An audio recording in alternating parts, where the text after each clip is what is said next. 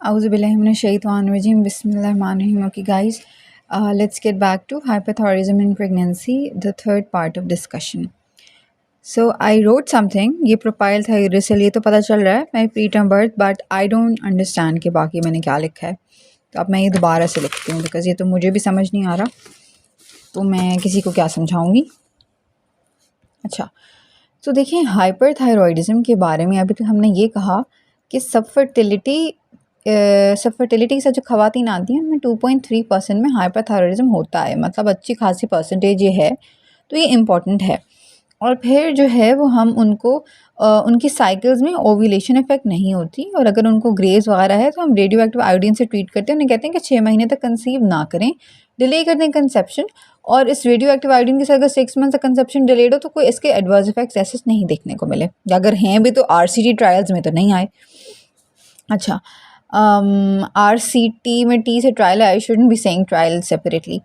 खैर, सो अब देखते हैं कि प्रेगनेंसी में हम कहते हैं कि अगर ग्रेव्स डिजीज़ है तो अब प्रेगनेंसी में हम उसको रेडियो एक्टिव आयोडीन तो नहीं दे सकते, तो आप उसको प्रोपाइल थायोरिसल देंगे फर्स्ट ट्रिमेस्टर में, और उसके बाद आप उसको कार्बिमेज़ोल देंगे। ठीक है, क्यों स्विच कर लिया? क्योंकि आपको फर्स्ट सेमेस्टर में देने के बाद एक ख्याल आया कि ओहो ये तो फीटल हेपेटोटॉक्सिसिटी कराता है, तो फर्स्ट सेमेस्टर के बाद आप स्विच कर दें टू कार्बिमेज़ोल, वरना फीटल हेपेटोटॉक्सिसिटी हो जाएगी अकॉर्डिंग टू टॉग। अच्छा, अब हाइपरथायरॉयडिज्म के एडवर्स इफेक्ट्स देख लेते हैं। इसके एडवर्स इफेक्ट्स थोड़े हैं बट बहुत सिवियर हैं। प्री इक्लेम्शिया, ठीक है ना, T4 शूट किया तो फिर इन्हें BB भी शूट कर गया। ठीक है, इसके अलावा प्री टर्म बर्थ, ठीक है, और ग्रोथ रिस्ट्रिक्शन, बेबी ने कहा कि थायराइड ज़्यादा हो रहा है तो मैं कम हो जाता हूँ, मैं ग्रो नहीं करता कुछ, तो मैं मतलब वो बेबी कॉम्पनसेट कर रहा है, तो ग्रोथ रिस्ट्रिक्शन। हार्ट फेलियर, अच्छा फीटल टेकिकार्डिया भी स्टार्ट हो जाता है, और स्टिल बर्थ। ठीक हो गया। अब इसको हम ना हाइपोथायरॉयडिज्म के एडवर्स इफेक्ट्स इन प्रेगनेंसी से कंपेयर करते हैं, तो उसके लिए हम इस तरह करते हैं कि ये जो है ये माँ है और उसने बच्चे को पकड़ा हुआ है और हाइपोथायरॉयडिज्म हुआ हुआ है इसको, तो उसमें बाल थिन हो जाते हैं और कम हो जाते हैं, तो इसने पहन ली कैप, माँ ने पहन ली कैप, तो CAPPP।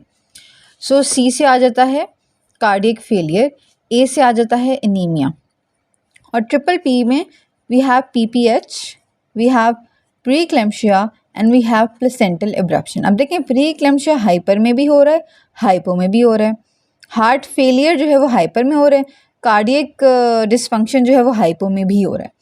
ठीक है, so these are the side effects of hyperthyroidism and hypo in pregnancy. हमने उनको कंपेयर कर लिया।